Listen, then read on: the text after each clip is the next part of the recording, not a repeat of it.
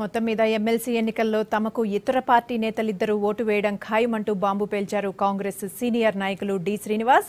Congress MLC అభ్యర్థి ఆకుల లలిత గెలుపు ఖాయమని ధీమా వ్యక్తం చేశారు.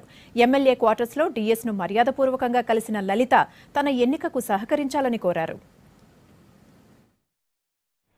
ఈ సంవత్సరం జరుగుతున్న biennial legislative council from the assembly constituency elections లో మా పార్టీకి కేవలం ఒకే ఒక సీటు గెలిచే అవకాశం ఉంది.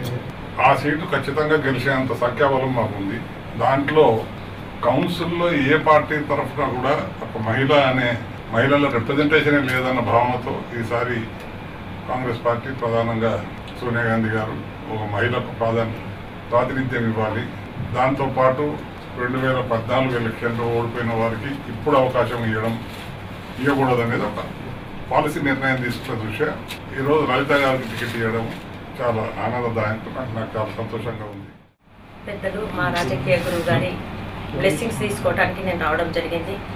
నా రాజకీయ ప్రవేశంలో ఒక ఎంపీటీసీ స్థాయి నుంచి ఎంపీపీ, జడ్పీటీసీ, బై ఎలక్షన్లో ఎమ్మెల్యేగా, ఇప్పుడు రాష్ట్ర అధ్యక్షురాలిగా మరియు పెద్దల ఆశీర్వాదంతో ఈరోజు ఎమ్మెల్సీ కూడా సోనియా గాంధీ గారు ఈరోజు మహిళకు కేటాయించారు.